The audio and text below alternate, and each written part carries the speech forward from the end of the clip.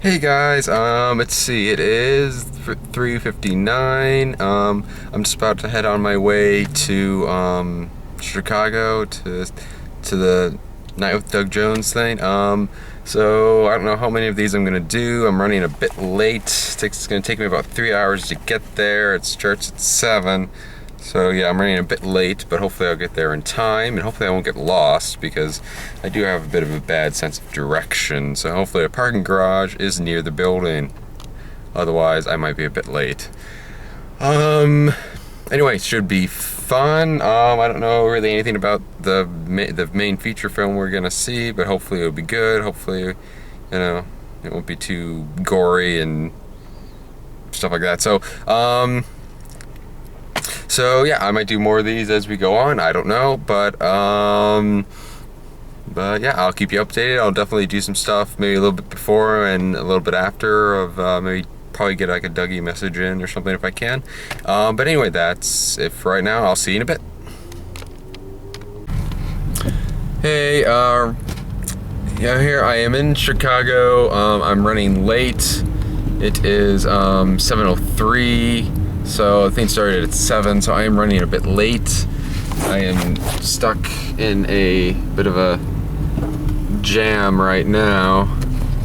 So yeah, see, if you're gonna go to Chicago, or if you're gonna go somewhere far, always leave a lot earlier than when the thing is, which was my plan, but I fell a little bit behind. Anyway, so yeah, if I missed some stuff, I know there's a Q&A, I think, at one point. There's some other stuff going on. I think so. I don't know how much I'm gonna miss. Hopefully I can get there as soon as possible. I still have to find a place to park at some point. My computer, which has the directions, is dying. Thankfully there's not many turns left. But yeah, I mean, hopefully I'm not that late, but we'll see. I can only obviously go that fast, and I mean, this isn't a terrible jam, but it's gonna slow me up a bit. So yeah, I think I still have like 5 or so miles till I'm gonna get there, so it's gonna be, yeah, I'm gonna be a few minutes late, hopefully only like 15 at the very most. But anyway, yeah, yeah, I'll let you know when I get there. Hopefully it's not too much longer, and hopefully I don't miss too much, so I'll see you then. Central character in a circus sideshow theme from the 1930s, the early Depression era, in the Dust Bowls of America. And that's the film that gives us all a hope that there's a reason that we were born the way we were, and there's a reason to be here on Earth, and there's a reason for all of it. So, these 2 short films were presented to me by young filmmakers that had a great story, a great script, a great character for me to play, and great directing abilities, in whose hands I felt very safe. And those are the 3 criteria that I look at short films with. So, and these are 3 good examples of films that I'm very proud of and very happy to say I was in, and that's why we're showing them tonight. So let's get the ball rolling with the candy shop first. Okey-doke. Thank you for being here. Like those?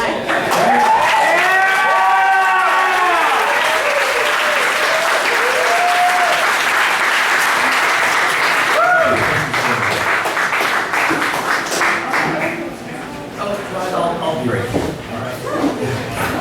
This is Robert. One, two. Is this thing on? Hello! It's a real privilege to show you short films like that. I know a lot of the time when we talk about short films as part of an event like this, people think, well, that's when I go to the bathroom or go get something to eat. And a lot of the time they're right. A lot of short films get made every year, and a lot of short films get made every year. And then there are short films like this. I can't tell you how relieved I was when I saw all 3 of these short films for a film program we did a couple of months ago, and realized they were all great. And so it was going to just make the event just sparkle. And I think you're going to feel the same way about Absentia when we get to that. But in the meantime, Dougie and I are going to have a little conversational Q&A with you guys. Is that okay? Okay. Do you have a minute? It's okay. Are you doing anything? I'm going to be. Yeah, first of all, I've been acting now for 25 years in the professional showbiz, and getting to do work like this is like this is nobody gets rich off of these. this is kind of like, you might get paid a little something, you might do them for free, you never know. But if the material's right, if it's there, and if I have time to do my bigger features, I love doing these. Having a history in movies like Hellboy 1 and 2 as the blue fish guy Abe Sapien, or the Silver Surfer in the Fantastic Four, Rise of the Silver Surfer, or in Pan's Labyrinth as the Fawn and the Pale Man, Hocus Pocus as the Billy the Zombie, the list goes on. And those are big films that I did make money on, and that but I was wearing lots of heavy makeups, and those are great experiences to be a part of. But these people offered me roles without the rubber on my face, and that's always nice too. To try to explore what other roles there are for me that a studio may not trust me with just yet. Well, because of things like this, though, I've been getting more and more work with my own face. So I do believe in the young filmmaker, and I do believe in the short film as a platform to be seen from for both the filmmaker and the actor. And these have been playing the festival circuit, and all the directors and writers of these 3 films are have features in the works. So they're headed places, and it's all good stuff. Well, and you're getting to be known for being the independent actor. You're willing to do these kinds of things, and it makes me wonder, as identified as you are with genre roles, and you seem to really love genre and fantasy and this kind of stuff. You're also obviously very adept at dramatic, non-genre stuff. And do you ever wonder about your career ever having gone the other way? No, not really. I figure a good role's a good role, whether it's fantasy or whether it's drama, comedy, romantic, whatever. If the part's there, if the juicy character is there, if the great dialogue is there, if the great relationships are there, it doesn't matter if it's under fantasy makeup or not for me. The character is the character, so I'm happy to play them all.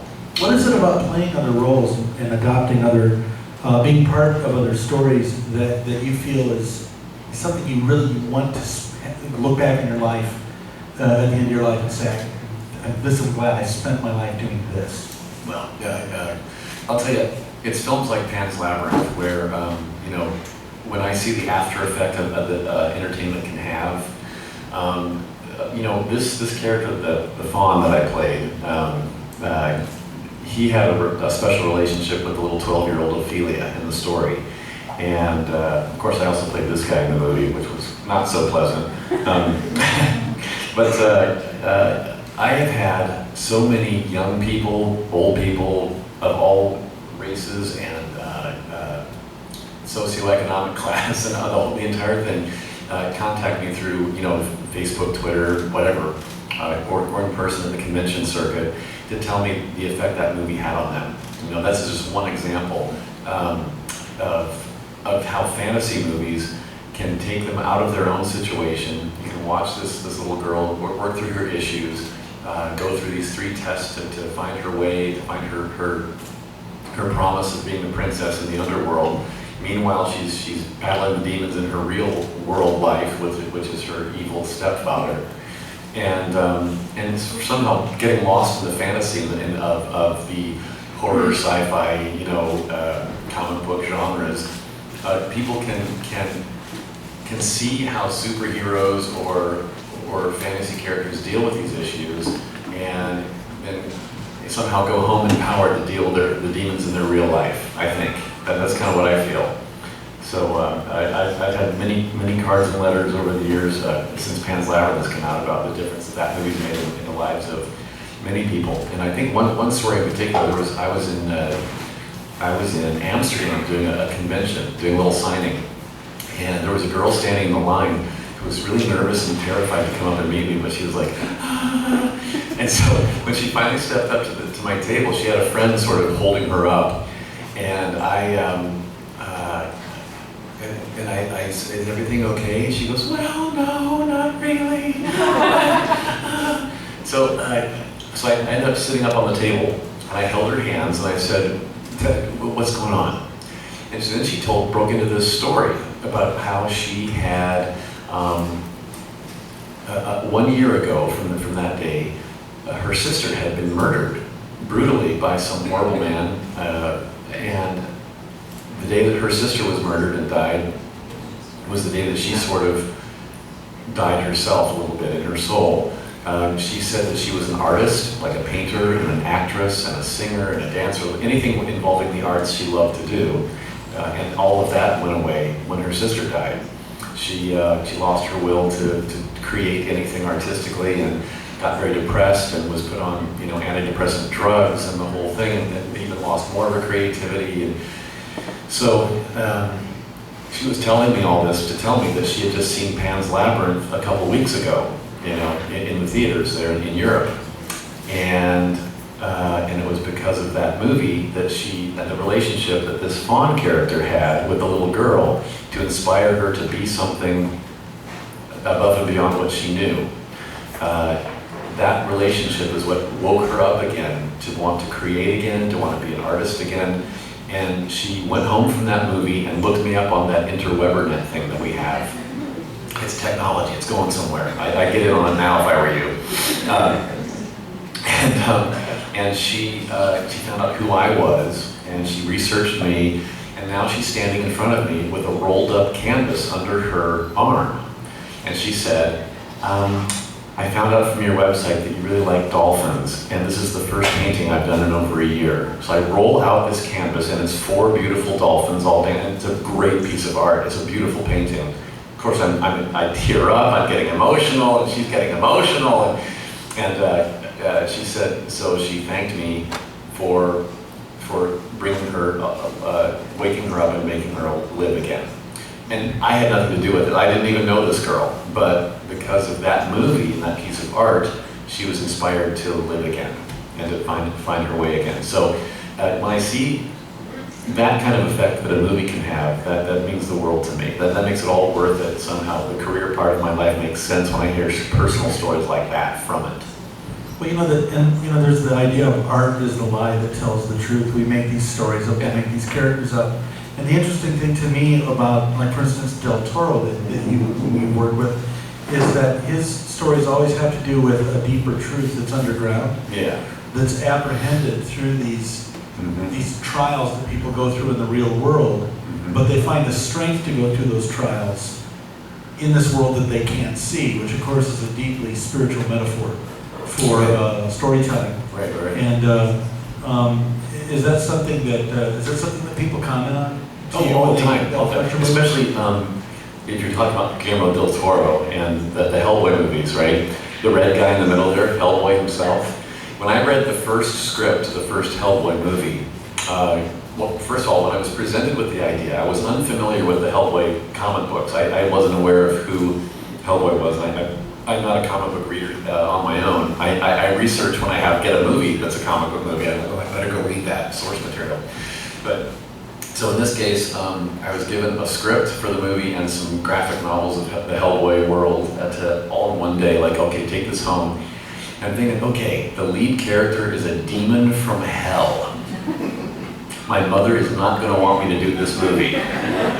So I'm thinking to myself, okay, it's really nice that they're offering me this film, but I don't know if I can say yes or not. I don't know.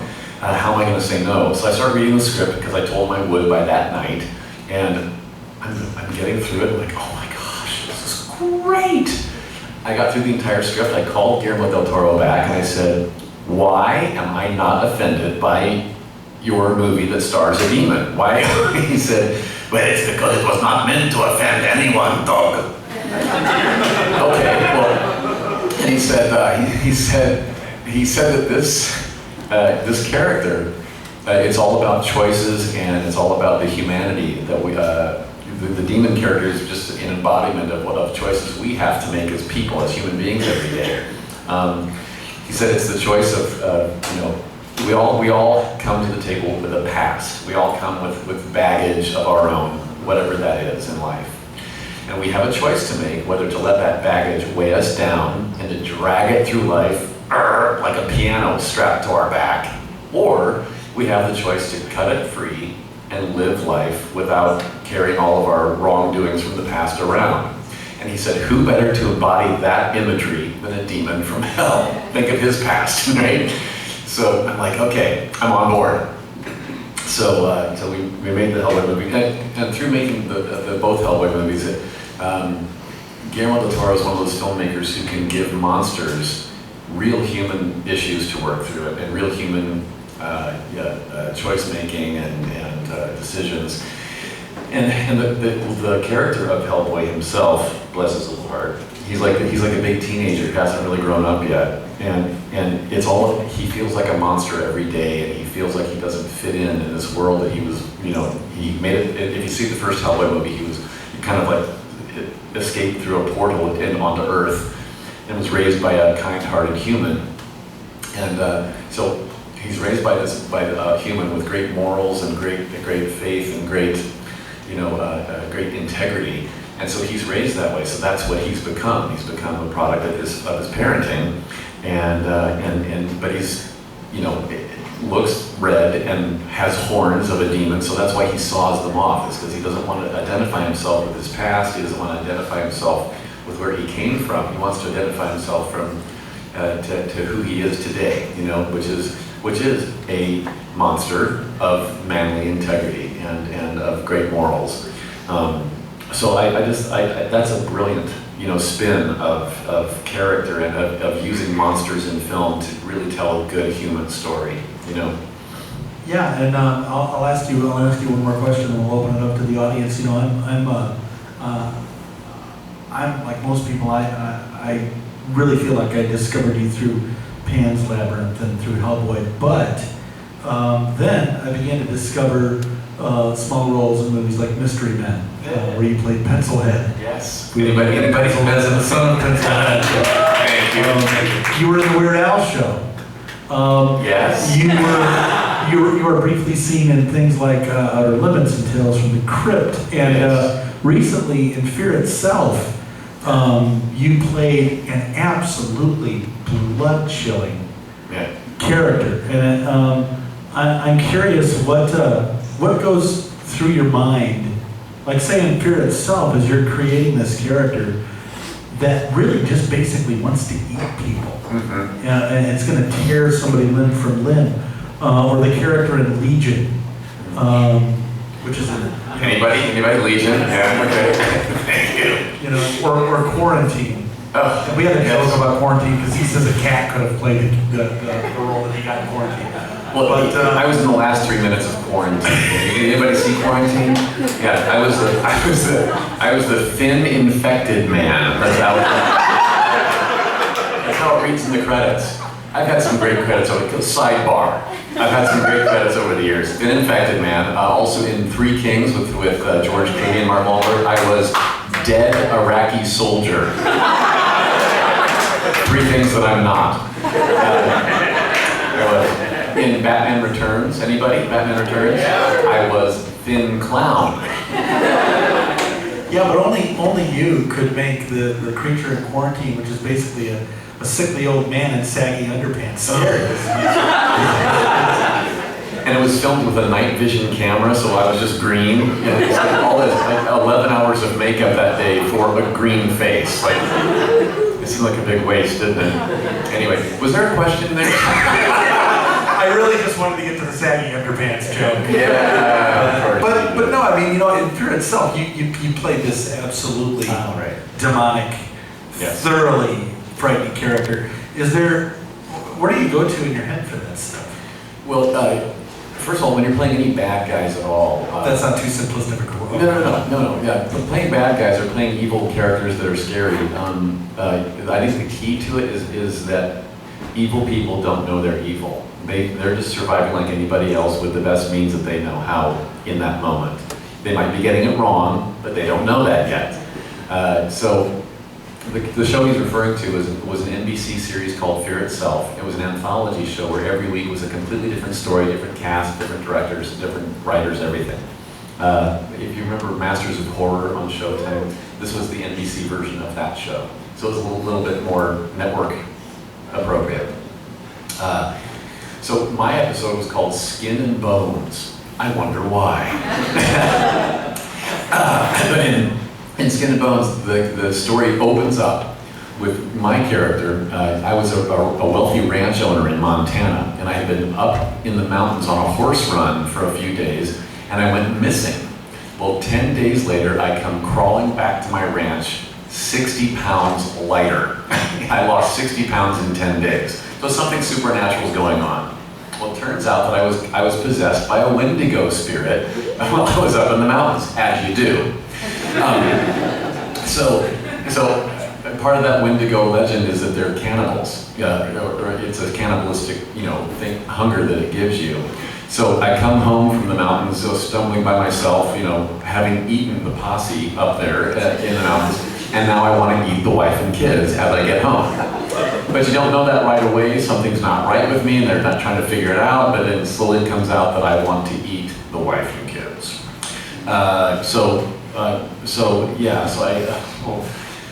But the backstory that helps, the lore that went with this was that the Wendigo spirit was not allowed to take over me until I let it. And the reason that I let it was that I was vulnerable, because as the story unfolds, you see that my wife was actually having an affair with my brother, who ran the ranch for me. That affair produced the children that I thought were mine. And now I found out when I was up in the mountains that they're not mine. So I was a man in torment who was vulnerable and willing to open himself up to be possessed by this evil spirit. So I came home, and now I had a just reason for wanting to eat her and the kids. And I did eat my brother, by the way. We killed my brother and we cooked him up. I made the wife cook him as a stew, and then I made her eat him in front of me. Oh, it was just despicable. Yeah. Cool. Yeah. So the Fear Itself show lasted one season, as you can see why. But it's packaged all together on a DVD set.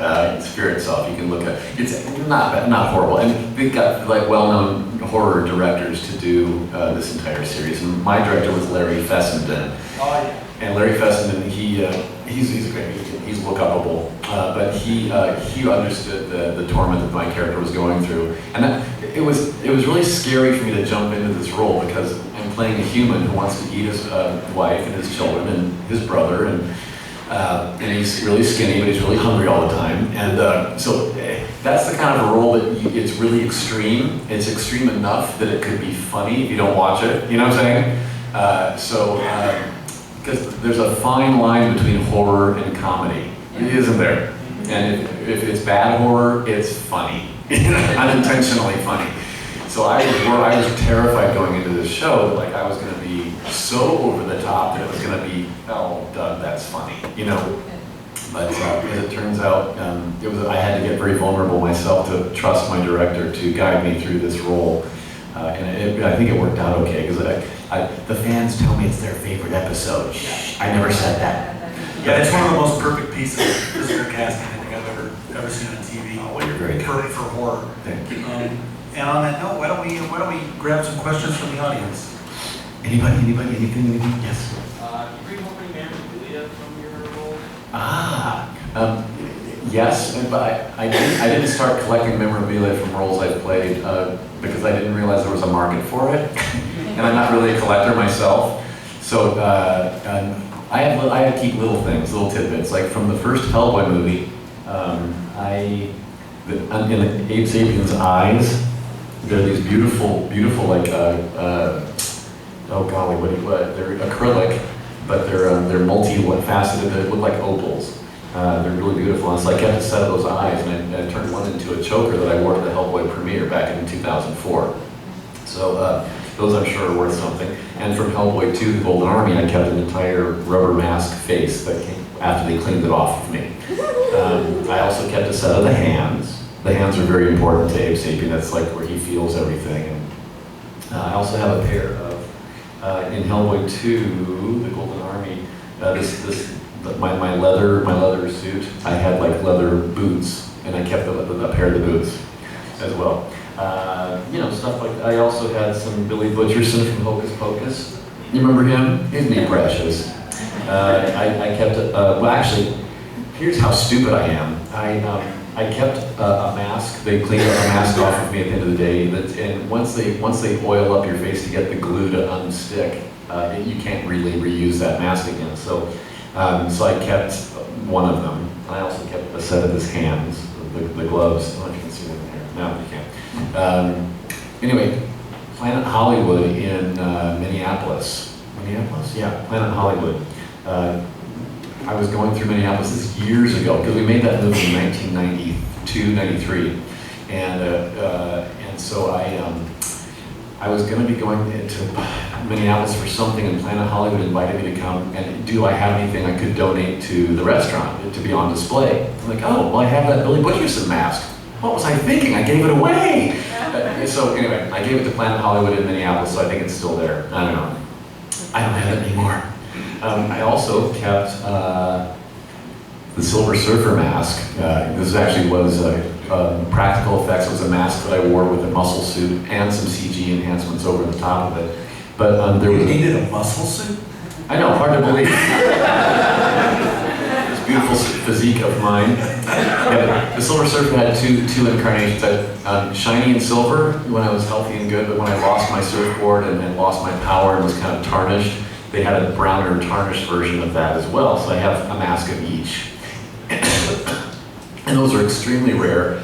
I think there were only like 2 of each of those in existence because they had to destroy them after every day because the studio at the time didn't want you to know that there was a real guy in a real suit doing that. They wanted you to think it was all CG. So they had to destroy the masks, except for the ones that I stole. So those are extremely rare, and I have those in a special place that you'll never hear about until I sell them. I want the pencil head costume, that's what I want. Good luck finding that one. I don't know. It was a yellow jumper suit with a cardboard eraser on my head somehow. Anyway, you have to keep bringing that up too, don't you? Anyway, and just as a sidebar, in Mystery Men starred Ben Stiller among a cast of many others, but my next film I'm going to be working on is with Ben Stiller again. Ben Stiller and Vince Vaughn and Jonah Hill. It's a movie called Neighborhood Watch, and I'm playing an otherworldly creature in it. That's all I can say for now. I start filming in 2 weeks. I know more than you do. Yeah. And I'm not gonna So anyway, I'm sorry? Can you mime it for us? Oh wow, do you remember who said that? Melissa. Melissa did. Oh precious. Was that? Remember when I had to be hush hush about the Silver Surfer and I was at a convention and I said I can't tell you what I was in this movie, but I certainly can mime it. And so I did a whole mime routine showing everybody what it thought. Thank you for remembering that, precious. So who else? Anybody, anything. Yes.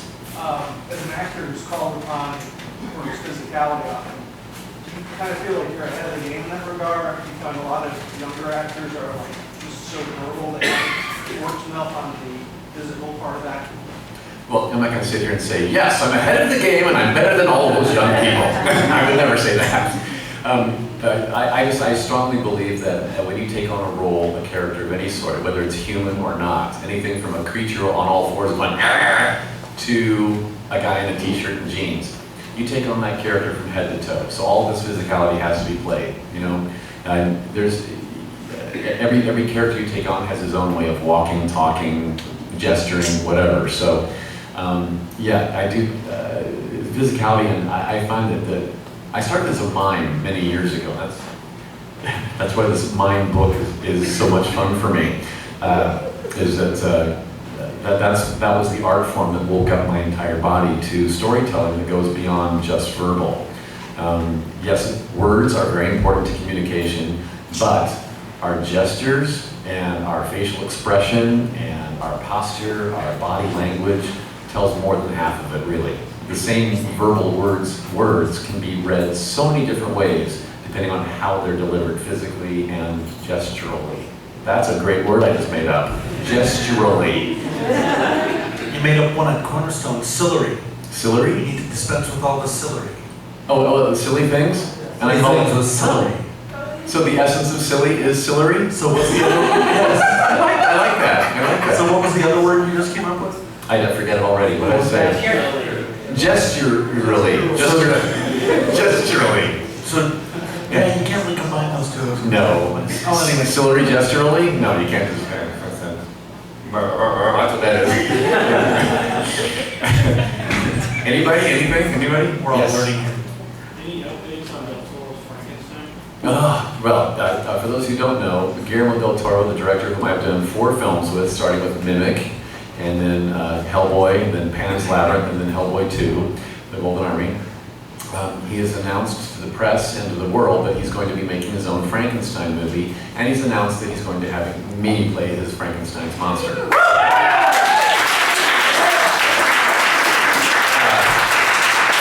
So that is in development hell at Universal Pictures right now. He just turned in, I think last month, a treatment, which is a synopsis of the script. He doesn't have a full script yet. So in the meantime, he's working on another movie called Pacific Rim that is going to be taking him for the next couple of years. So don't be looking for Frankenstein soon. But from what I read in the press too, there's a lot of Frankenstein stories at different studios that are all being developed right now. So any one of them can pop out before ours does. So I sure hope that we get to do that, and that will be the pinnacle of my career, after which I will probably retire and become a nurse. I have no idea what to do after that, you know what I'm saying? Yeah. Who would like to have Doug Jones for a nurse? I'll take care of you. Yes, okay. Can you talk a little bit about Butterfly Circus? About the Butterfly Circus, was that not a gorgeous film? Yeah. The filmmakers, Joshua and Rebecca Weigel, the husband and wife team, they co-wrote that story, and then he directed it, she produced. That just came out of their imagination and their big beating hearts. These people are beautiful people. That story was really written for Nick Vujicic to star in, and they couldn't get him, and they didn't have a movie. So when you watch, by the way, I still have DVDs for sale of the Butterfly Circus here, $10 each, and I still have the DVDs of the Sudden Death film as well. On the Butterfly Circus DVD, the bonus features, there's a making of that will explain a lot about who he is, where he came from, and how they didn't get him cast until the very last minute. They got me before they got him. So that film was a life-changing experience for me, mostly because of Nick Vujicic. So meeting him, he's the most inspiring human being I've ever met in my life. And he has a public speaking business, ministry, whatever you want to call it, that he travels the world and packs out stadiums with 20,000 people to come hear him speak and talk about the can-do of life. And so his personal philosophy is exactly what this movie's about. There's no reason to say no to anything because possibilities are boundless. My favorite story about him, it was working with him. I did not know who he was before getting the movie. The young filmmakers called me up because they knew of my work, and they knew that I loved another short film that they had done that I saw in a festival once. So because of that quick little introduction we had a year before, I get a phone call saying, hey, would you like to look at a script and be in a little short film of ours? So I read the script for the Butterfly Circus, I bawled my eyes out, and I called him back and said, well, if you wanted me to cry, you got your wish. So I said, yes, I want to be in this film so bad. So then he told me, well, we're trying to get Nick Vujicic to play the lead character. If we don't get him, we may not be able to make it. So anyway, and then he was going on about like, oh my gosh, you don't know who that is? So I couldn't believe that somehow I've missed all of the emails that go around like, oh, you gotta see this video. He's all over YouTube, everywhere. Nick Vujicic, he's written a book called Life Without Limits, and he has a ministry called Life Without Limbs. And like I said, this huge public speaking tour, and this book, and he's been on talk shows, and I missed all of it. Somehow I've just been like, So I'm kind of glad, because when I met him, I wasn't starstruck. I was just like, oh, this is the guy everybody's been talking about. So I purposely didn't research him, because in the film, I wanted our relationship on film to be very fresh and new as we met each other for the first time. Because I was a skeptical one. I wasn't sure if we should bring this guy into our family just yet. And then by the end, of course, you saw I was teary-eyed, and I totally got it by then. But Nick, when you meet Nick for the first time, he wheels himself around. Did you see his one little stump that sticks out? He calls that his drumstick. And he has one little half of a foot that sticks out of his torso at the bottom. And he does everything with that one little piece of flesh.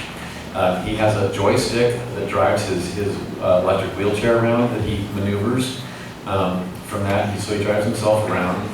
He has an attendant that will pick him up and get things for him. But pretty much he's very self-sufficient. When you meet him, when you meet somebody for the first time, you want to stick your hand up. Hi, I'm so-and-so, right? And then you realize, oh, that's not going to do any good here, is it?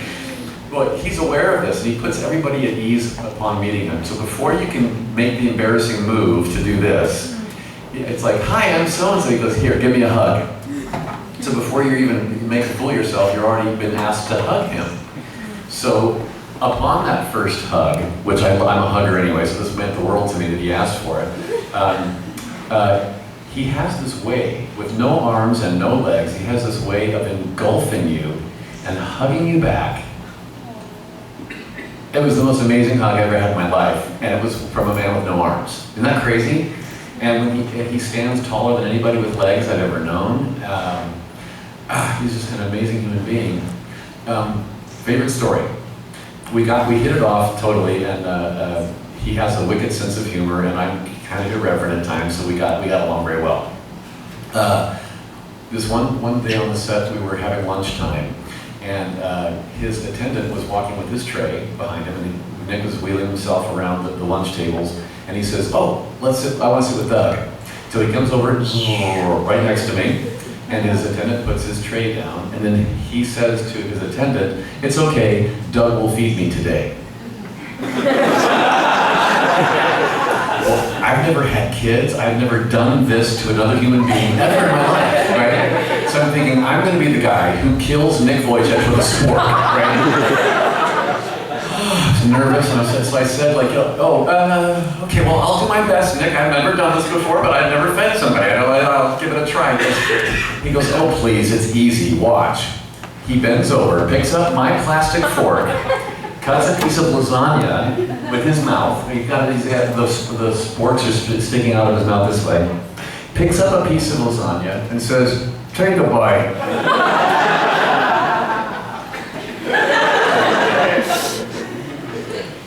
And then he puts the fork down and says, see, it's easy. So that was the spirit of Nick Wojcik.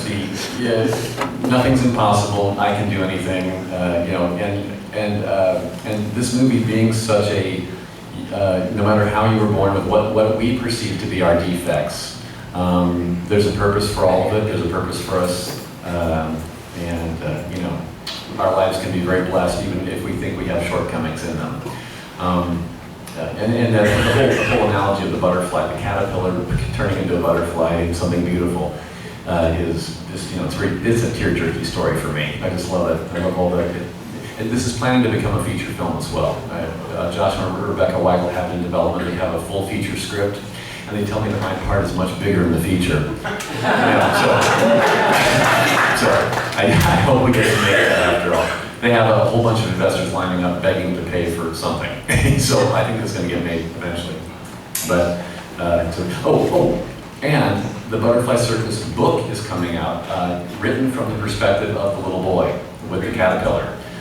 So it's going to be great for kids, and it's going to have pictures from the movie all throughout the book. I've already seen it. I saw a PDF file of it. It looks gorgeous. And I think that's going to be available in Walmarts and Walgreens and all kinds of things all over probably Amazon as well. So be looking for that early November, they say. The Butterfly Circus book. And I've got the DVDs. Okay. And these. Okay. I'm just saying. I have a quick question about sudden death. First of all, one of the funniest shorts I've ever seen. I understand you're going to be working on a web series. Yes, with the filmmaker Adam Hall. He's got a web series called Research coming out about a laboratory that researches drugs and diseases, and he wants me to play one of those people who makes his full-time living by being a test subject. Yeah, which I'm looking so forward to. Yeah. How many of us have actually thought about doing that? Oh, I know, yeah, it's great. Yeah, give blood samples and plasma, whatever you want, I'll give it all, yeah. You do a lot of web work. You've done a lot. You've done stuff for Doug Tenable. Yes, I've been the web series boy this year, especially. I'm on the current season 5 of The Guild. Anybody familiar with The Guild? Yeah. Yes. I'm playing the steampunk dandy in that. Yeah, Gerald. And I'm also in a web series right now based on Fallout, the video game Fallout. It's called Fallout Nuka Break. Anybody? I have a fun part of that as the mayor of the dusty ghost town, and I'm Mayor Touch Connors, and I touch everybody. That's fantastic. I get to pet everybody I work with. And this coming Tuesday starts a new web series called Dragon Age Redemption, based on Dragon Age, the game. And that also is starring and written by Felicia Day, who's your Guild girl. And I get to play the main bad guy in Dragon Age. I'm like this Cunari mage, if that makes any sense to the gamers. And I didn't know what it was, but I'm a magician. I'm wearing a big rubbery makeup again, and so it's great. And there's more, but there's more. You just saw an episode of... Yes. There's a series, a web series called Sock Baby. Sock Baby. And I'm in Sock Baby Part 4. If you haven't seen Sock Baby, go home tonight and YouTube Sock Baby and watch all of it. But I saw Doug at number 4 and I almost lost my... You're not going to understand it. It's just a reason to get boys fighting, and they do great choreography fights. But anyway, wait, there's got to be more. There's more. Oh, I also have a French. I'm just going to promote myself. I also have a French movie called Gainsbourg: A Heroic Life. Gainsbourg, it's a French movie based on a French icon named Serge Gainsbourg. He was a singer-songwriter, much like Ian Martin or Frank Sinatra was for them in America. He's that huge and bigger in France. And so that movie is actually coming to Chicago, and it'll be playing at the Music Box Theater here in just a few weeks, I think. I think they already played. Did it already play? It's supposed to be coming back in November, I Oh, thought. they're going to music festival, I'm sorry. Oh, there was a film festival, yes, I played at that, right. So, but it's going to be playing for the public at the Music Box Theater for like a week or two, somewhere starting. I play Serge Gainsbourg's alter ego in the movie. So I'm the fantasy element of the film in a big 5-hour makeup application and speaking reams of French. That was so not easy, yeah. So there's that. So lots is coming. And is there anything else you can tell us? I know you're going to be in Don Coscarelli's John Dies at the End. For those of you who need a reminder, Don Coscarelli is the man who has never made a bad movie. Beastmaster, Phantasm, and Bubba Hotep, which alone should enshrine him. And you are going to be in this one, John Dies at the End. John Dies at the End was a book by David Wong that Don Coscarelli adapted for the screen, and it's just a crazy mess. It's a crazy mess of fantasy, sci-fi, funny comedy too, but all quirky. And so there's two like young 20-nothings that are kind of like they're drug abusers, and there's a special drug called soy sauce, and this soy sauce allows them to see things in another realm, another dimension. And it turns out that other dimension is real. And the soy sauce just allows them to see this other real dimension. You realize all these people are going to go out for Chinese now. Soy sauce, that sounds great. And then I get to play this character named Roger North, and I come from this other dimension. I look sort of human-ish. They basically put some pale makeup on me and dark circles under my eyes, and I was ready to go, unfortunately. I'm this character that kind of gives a lot of expose on here's what's happening to you. I do all that explanation for them. And it's a great fun time. But Paul Giamatti is in it, and Clancy Brown, and a whole young cast of great young actors as well. But with Don Coscarelli's writing and directing, it's just going to be genius, I think. Thank you for helping keep Don employed. Yeah. As a man who needs to make more movies. I know. Do we have any more questions? Do you know if you're going to be involved in Pacific Rim or not? No, Guillermo del Toro's film that he's working on right now, Pacific Rim. It starts filming in November, and I haven't heard jack nothing about it. So I think that means no right for right now. He has been quoted as saying, "If I make a hemorrhoid commercial, Doug Jones will be in it." He's actually said that on film. Not sure what I would play.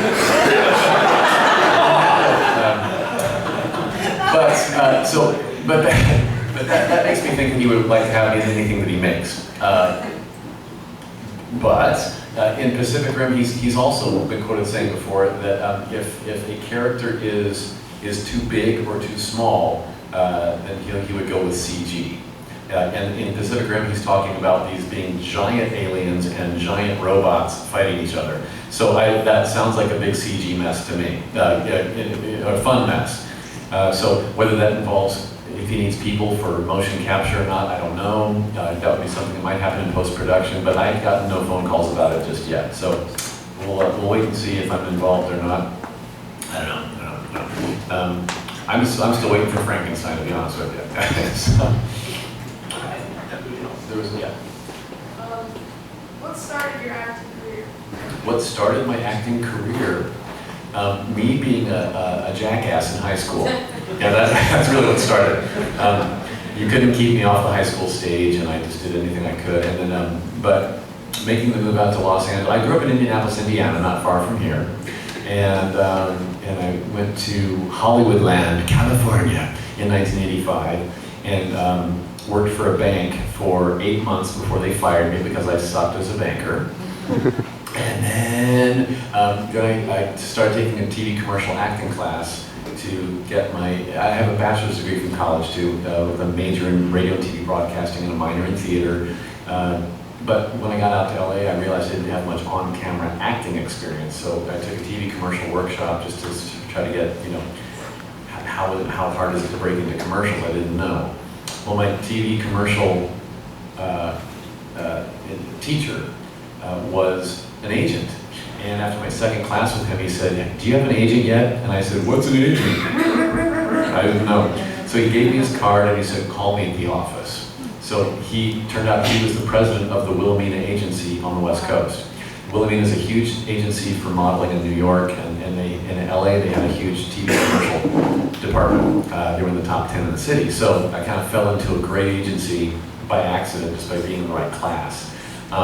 And from there, I started auditioning for commercials, and within the first 6 months of my auditioning, I booked my first job as a dancing mummy in a Southwest Airlines commercial, which was boding of what was to come.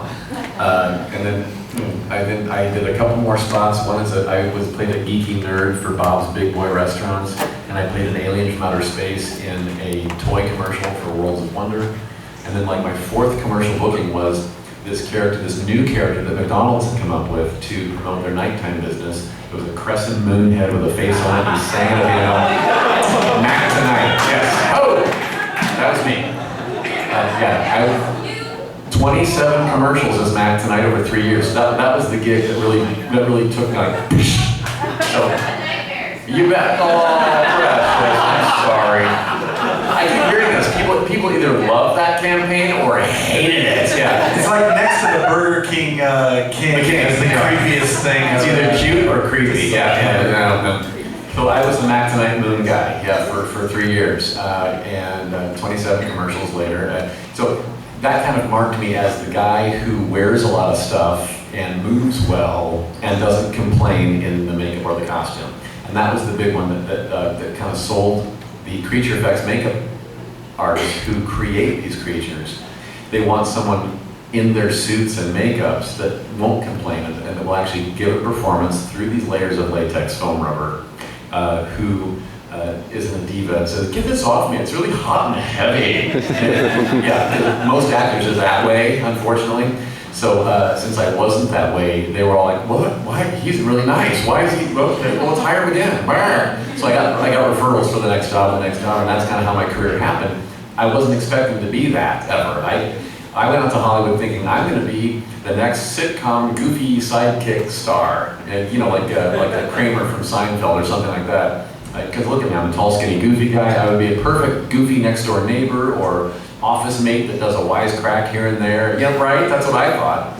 And little did I know I was gonna be, you know, covered in rubber and goo and swiping talons at people for years. But it turned into a good gig for me because, you know, like I said, with great directors writing great parts for monsters now, that turned into a good thing. So, thank you for asking. Okay, two parts. Number one, Spat says hi. Spat says hi. Please give him love for me. That means nothing to this audience, but thank you. And number two, with Sci-Fi Channel doing a possible second season of Face Off, would you be like one of the basically volunteer contestants, like people that get makeup done? Not on me, but not that I know of. If you are all familiar with this show, Face Off on Sci-Fi Channel, it's like a makeup competition, reality show, and they do fantasy makeups. And two of the judges are people that have worked on me before. Glenn Hedrick, he made me up as the ice cream man from Legion, and V. Neal made me up as the thin clown from Batman Returns. So I actually talked to Glenn Hedrick. I saw him at Monster Palooza, which is a big monster trade show out in LA, just a few months ago. And I said, hey, so how's Face Off going? He goes, oh, we've been renewed for a second season. I'm like, oh, that's great. When are you gonna have me on the show, right? He said, oh, no, I've already pitched you. No, I'm already on it. So I don't know what, he has some idea that involved me in the show somehow, but I don't know what that would be, or if it's gonna, you know, there's no guarantees. But I would love to be on it in some way, shape, or form. Yeah, we'll see. Thank you for asking. My son came up with a great idea for a short film starring Doug called Pants Labyrinth, where he gets lost at Target in the menswear. And, in this maze of rows and rows of pants, and I can't get out of it. Like, where's the exit? And it would be pants. And it's like a people at Walmart situation where he keeps running into these creepy people that are shopping in inappropriate clothing. And, you know. That'd be funny, wouldn't it? I know, yeah. Little Ben came up with that. My kid, I have an amazing child. Yeah. So are we. And I think that brings us to the feature film of the night. Right? Yes. Absentia, by the way. What is that? I'm giving you an opening. Okay. The feature film Absentia, I have a cameo in it basically. I'm in two scenes in the film.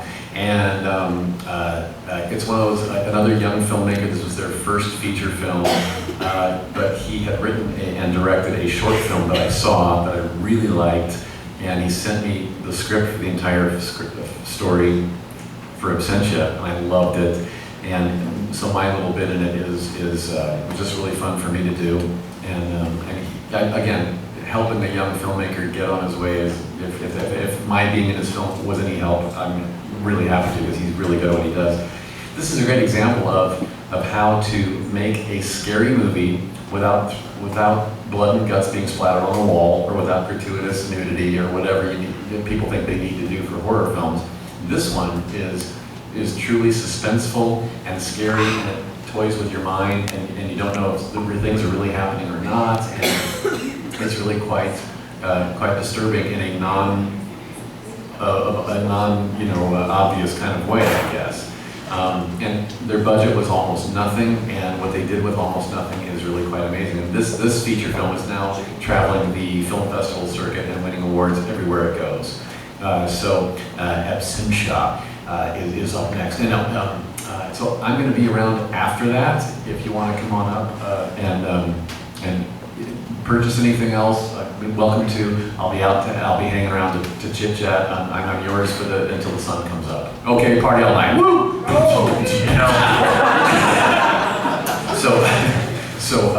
So thank you for hanging around and sharing the love. Yes, thank you, Doug. All right.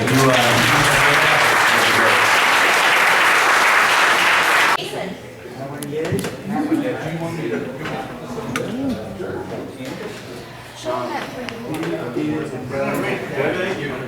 Switch roles on. Yes. You were like, yeah, do that. Jesus Christ. Big gun. It's a big gun. I'm gonna go out and see what hell. The actual size? Yeah, it look like it. What's stock? Yeah, I guess. Yeah, that's smaller on. Probably these are heavy. Probably gonna use it for the stun gun. Jesus. They probably, you see the guy probably don't shoot it out when you shoot the thing out. Well, probably, yeah, probably don't shoot anything out of it. No. They probably do sound effects. I mean, they might use fake stuff, but Yeah. they probably might be able to do it. I think it's room with them. Oh, it does it. Oh, look at that.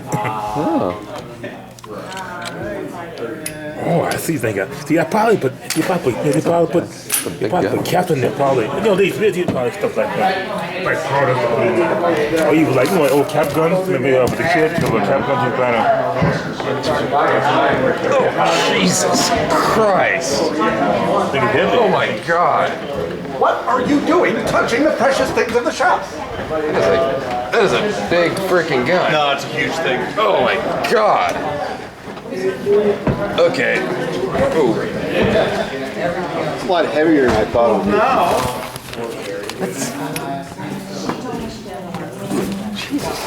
I got in the sweat just lifting that thing. God. Actually, I'm gonna. Just because I have to pick everything up. Put snaps, supposed to look a certain way, yeah. Well, as soon as you ready, Yeah, there's a certain look. You can be like back to back. You can be like close-up here. hey man, you just tell me when I get there, Staring each tell me how to other pose it. in the eye. Just to let you guys know, Big Baby is really fucking heavy.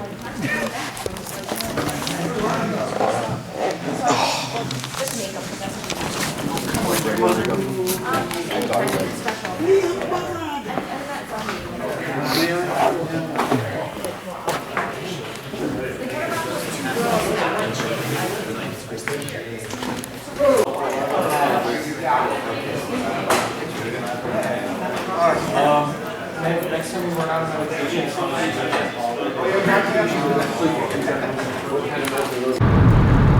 Hey guys, so yeah, I got out of the thing a little bit ago.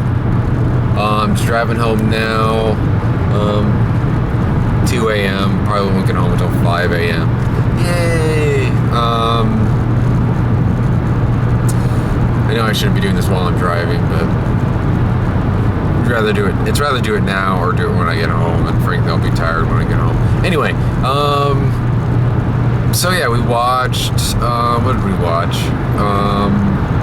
Well, first off, I got there an hour late because I was running late anyway, like I've already said. And then when I finally got to the street where the place was at, I couldn't find it. I went up and down the street like 3 times, and finally I parked somewhere and then ran and I found the place because I had saw the right, numbering.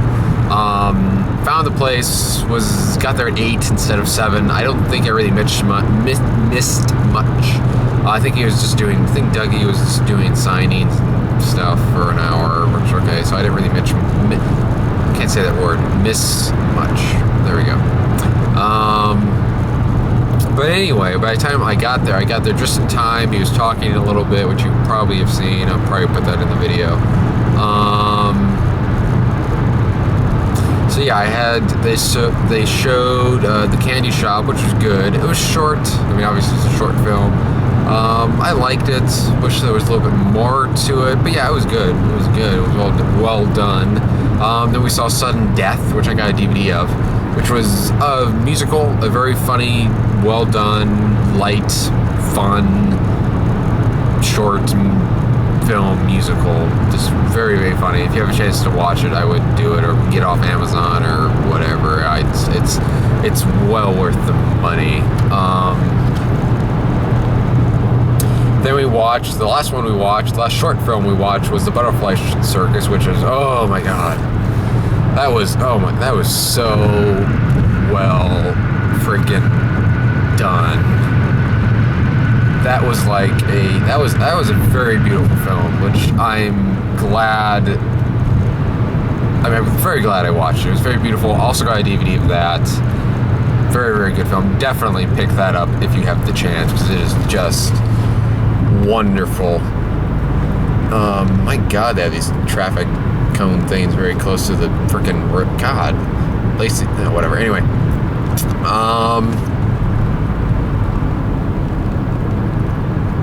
what was I talking about? Oh yeah, okay, the film thing. Then we watched. Oh God, I'm trying to remember how to pronounce this right because I was pronouncing it wrong.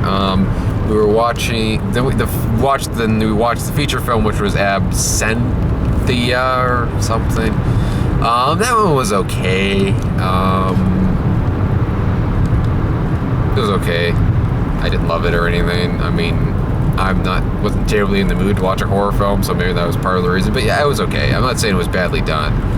Maybe just not a film for me. But you know, not saying it's a bad film. So, but just again, it was okay.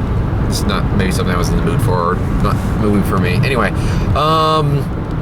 but yeah, talked to him a bit, talked to Dougie a bit afterward and stuff. I didn't get a little video thing of him.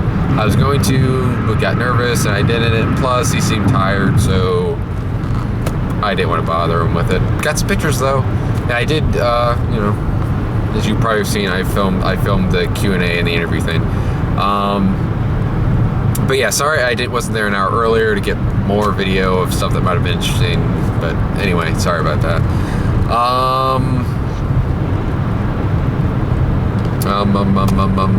But yeah, he's doing good. And I did make sure, Helen, that he did eat. He did eat.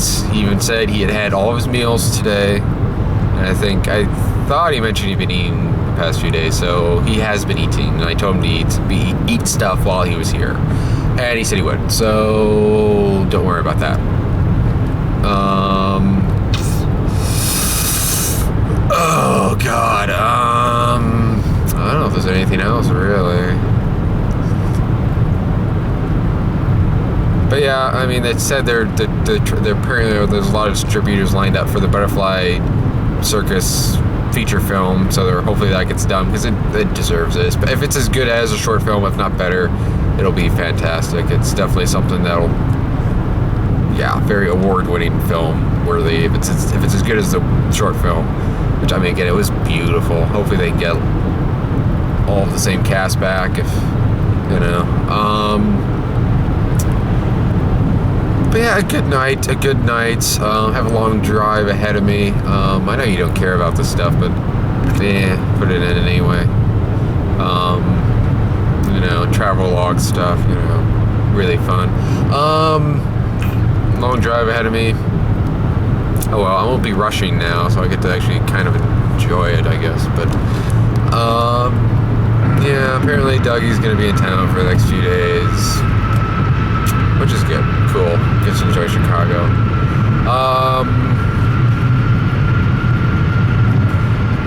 And he also said that I think bar filming constraints or whatever, he is going to go to Chicago Wizard World, Chicago Comic-Con next year for people who are interested. So yeah, as long as I think he said, as long as he doesn't get, as long as he isn't busy with a film or whatever, he said he's planning on going to that. So if that's interesting, then yeah. And if Helen, you didn't know that, well, you know now. So I'm probably talking way too long. This is probably really boring. I'll probably edit some of this, hopefully, maybe, I don't know.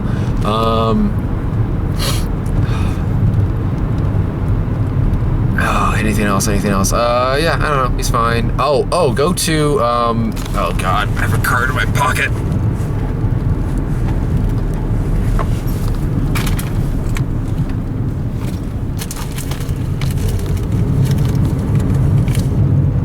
Oh shit, where is it? Sorry for the language. Where is it? Probably definitely edit this part out.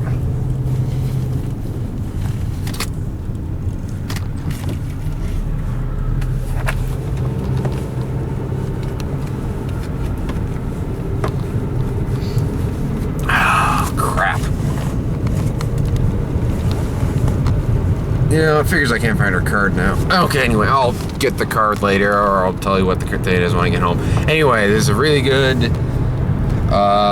nice lady who drove me to my car, by the way, after the thing. Dougie's talked about her. She makes, like little small eatery things for all occasions. You better not, like, don't ride up on me. She makes, little small things for occasions and stuff.